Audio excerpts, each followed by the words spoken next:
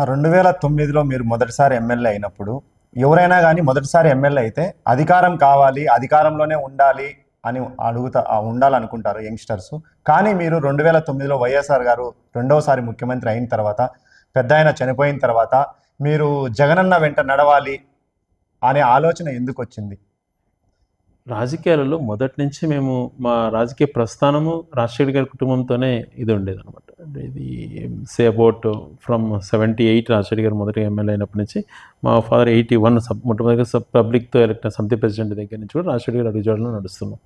So అలాగే కొనసాగుతూ ఉంది. అదే ప్రేమ జగన్మోహన్ గారిని అప్పని చూపిస్తున్నారు. ఆయన రాజకీయాల్లోకి ఆయన ఆదేశాలతోనే రాజకీయాల్లోకి వచ్చినాను నేను. సో ఆయన వెనక నడవకుండా ఎవరైనా వెనక నడవాలి. ఆ రోజు చాలా రిక్వెస్ట్ చేసుకున్నాను, ఆయన ఒక్కరు రాజీనామా చేస్తే లేదు నేను వెనకలు తోడు ఉంటానని. ఆ రోజు జగన్మోహన్ రెడ్డి గారు ఇప్పుడు కాదు సమయం వచ్చినట్టు చెప్తాను, ఆ రోజు నువ్వు ఖచ్చితంగా వద్దులే అని చెప్పి ఆదేశాలు చేశారు. అనేక నిందలు ఆయన ఏ తప్పు చేయకపోయినా ఆయన పడినటువంటి మాటలు ఏ నాయకుడు భరించలేడు. కానీ దాన్ని అన్ని తట్టుకొని ఆయన ఆత్మస్థైర్యం నిజంగా బతికినంత కాలం ఊపిరినంత కాలం అట్లాంటి నాయకుడు వెనక పనిచేయడం గర్వంగా ఫీల్ అవుతాను. అంటే ఒక నిబద్ధతతో తనకున్న ఆలోచనలు ఇవన్నీ చూసినప్పుడు నిజంగా ఏ ఒక్కరికి లేవు సమాజం. నేను ఎంతోమందిని గమనిస్తుంటే ఎంతోమంది నాయకుల గురించి స్టడీ చేశాను నేను. కానీ రాజశేఖర్ గారి తర్వాత నిబద్ధత, తనకున్నటువంటి మంచితనం, ఎప్పుడు ఎంతసేపు నెక్స్ట్ జనరేషన్ కోసం ఏం చేయాలి, ఉన్నంతకాలం ఏ రకం ప్రజలకు ఉపయోగపడాలి అనే ఆలోచనలు కానీ, తను ఎన్ని ఆరోపణలు చేసినా కాలమే సమాధానం చెప్తుంది అని చెప్పి తన పని తను చేసుకున్నటువంటిది నిజంగా ఏ ఒక్కరు చేయరు. ఆయనకు మంచి గుణం ఇచ్చాడు దేవుడు. ఆ గుణంతోనే ఈరోజు అత్యంత ప్రజాదరణ నాయకుడిగా ఈరోజు ఆంధ్రదేశంలో నేను జగన్ ఒకడని చెప్పగలుగుతా ధైర్యంగా. అంటే మాస్లేకి తను చేసినంత ప్రజలకు ఏ ఒక్కరూ లేరు. ఒక నాయకుడు అన్నవాడు నేను మంచి చేసినానని మీకు అనిపిస్తే నాకు అండగా నిలబడండి అనేటువంటి నాయకుడిని దేశంలో ఏ రాజకీయ ప్రజాస్వామ్య దేశంలో ఏ ప్రాంతీయ పార్టీ కానీ ఏ జాతీయ పార్టీ కానీ ఆ మాట ఎవరు అనలేరు.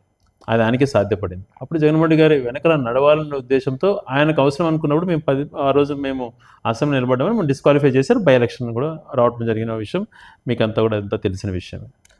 మీరు జగన్మోహన్ రెడ్డి అన్నతో చాలా క్లోజ్గా ఉంటారు. మొదట వచ్చిన వ్యక్తి మీరే పార్టీ.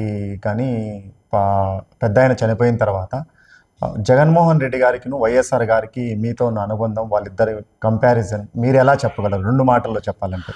రాజశేఖర్ రెడ్డి గారితో అంతకుముందు చిన్నప్పటి నుంచి కూడా నా ఇంటికి వచ్చినప్పుడు అనేక సార్లు తనతో జస్ట్ పరిచయం ఉండేది. అమెరికా కానీ 2002లో వచ్చినప్పుడు తనతో దగ్గరగా తిరగడం, తర్వాత 2003లో ఆ ఎన్నికల్లో నేను పూర్తిస్థాయి యాక్టివ్గా పాల్గొన్న తర్వాత 2004 నుంచి నేను యూత్ కాంగ్రెస్ దగ్గర నుంచి తండ్రితో పాటు అనేక సార్లు తన దగ్గరికి వెళ్ళటం, ఎంతో చనువుగా ఆయన మాట్లాడుతుండడం, ఉదయం 4 గంటల ఇంటర్వ్యూలో కూడా అనేక సార్లు ఆయనతో కలవడం, ఆయన ఒక క్రమశిక్షణ, డిసిప్లిన్, ఆయన ఆప్యాయతను చూసి ఎంత మాట్లాడుకున్నా తక్కువే. చరిత్రలో ఆయన దైవ సంబుద్ధుడు అన్నటువంటి మాట ఖచ్చితంగా వాడతాను నేను. ఎందుకంటే ఆ రకమైనటువంటి ఆప్యాయత, ప్రేమ ఆయనలో ఉండేది.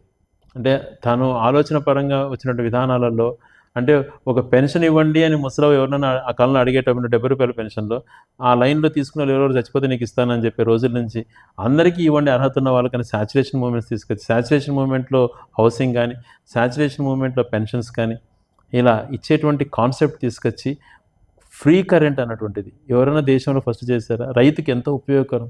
జీవితాంతరం ఒక రైతు గుండెల్లో పెట్టుకొని ప్రేమించేటువంటి దేవుడు కూడా సాయం చేయనంత గొప్పది ఉచిత కరెంట్ అన్నటువంటిది. ఆరోగ్యశ్రీ, పేదవాడు ఈరోజు లక్షల మంది ప్రాణాలతో ఉన్నారు అని అంటే పేదవాళ్ళు ప్రాణాలతో ఉన్నారు అప్పులకు పాలు కాకుండా అంటే ఆరోగ్యశ్రీ వల్ల. ఈరోజు ఉన్నత చదువులు చదువుకొని ఈరోజు కొంతమంది మాట్లాడుతుంటారు తమ్ముళ్ళు నా వల్ల మీరు అమెరికాలో ఉండారని చెప్పి. అటువంటి ఎందుకంటే నాకు రాజకీయ విమర్శలు చేయడం ఎందుకనే నా ఉద్దేశం. దానికోసం కాదు, ఈయన పెట్టిన ఫీజు రింబర్స్మెంట్ వల్ల, ఈయన ఇచ్చిన ఫీజు రింబర్స్మెంట్ వల్ల సామాన్య మానవులు డిగ్రీ కూడా చదవలేమనుకున్న వాళ్ళు ఎన్నో రకమైన ఉన్నతమైనటువంటి చదువులు చదువుకునేటువంటి జరిగింది అంటే అది కేవలం ఫీజు రింబర్స్మెంట్ జరిగింది. అటువంటి మహనీయుడు రెండోసారి వీళ్ళంతా మహాకూటమిగా ఏర్పడి తనకు మెజారిటీ తగ్గించారన్నటువంటి ఒక బాధ ఆయనలో మెదిరేది. ఇంకా ఎక్కువ బాగా చేయాలంటే ఆలోచనతో ఉన్నప్పుడు ఆయన చనిపోవడం నిజంగా జీర్ణించుకోలేకపోయాం. 2020